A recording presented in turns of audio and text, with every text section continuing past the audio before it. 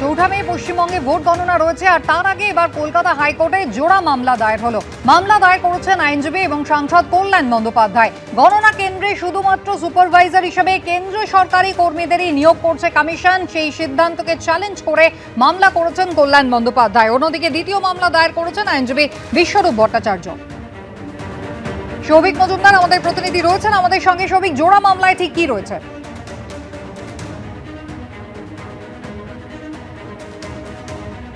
সৌভিক, শোনা যাচ্ছে? যোগাযোগ করার চেষ্টা করছি আমাদের প্রতিনিধি সৌভিক মজুমদারের সঙ্গে। আপনারা জানেন এই নির্বাচনকে কেন্দ্র করে একাধিক কিন্তু মামলা হয়েছে হাইকোর্টে, আর এবার একেবারে 4 তারিখে রয়েছে ভোট গণনা।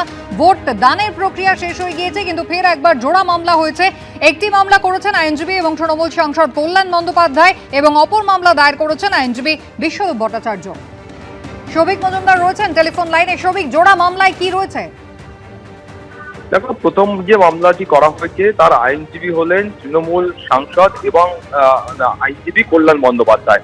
তার বক্তব্য হলো যে ইতিমধ্যেই এই গণনা কেন্দ্রগুলিতে যে সুপারভাইজার নিয়োগ করা হবে তার জন্য গতকাল সিইওর তরফ থেকে একটি বিজ্ঞপ্তি জারি করা হয়েছে, এবং সেই বিজ্ঞপ্তিতে নির্বাচন কমিশন বলেছে যে যারা শুধুমাত্র কেন্দ্রীয় সরকারি কর্মচারী, সেই কর্মচারীরা এবং যারা বিভিন্ন পিএসইউতে কাজ করেন সেই ব্যক্তিদেরকেই শুধুমাত্র এই সুপারভাইজার পদে নিয়োগ করা হবে।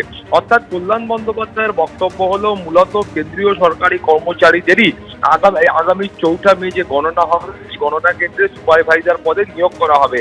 কিন্তু কল্যাণ বন্দ্যোপাধ্যায়ের বক্তব্য হলো যে আইন অনুযায়ী লেখা রয়েছে যে সেখানে যারা এই সুপারভাইজার পদে নিযুক্ত হবে তাদেরকে সরকারি এমপ্লয়ি হতে হবে, কিন্তু সেখানে কোথাও গিয়ে শুধুমাত্র কেন্দ্রীয় সরকারি কর্মচারী হতে হবে সেটা বলা নেই।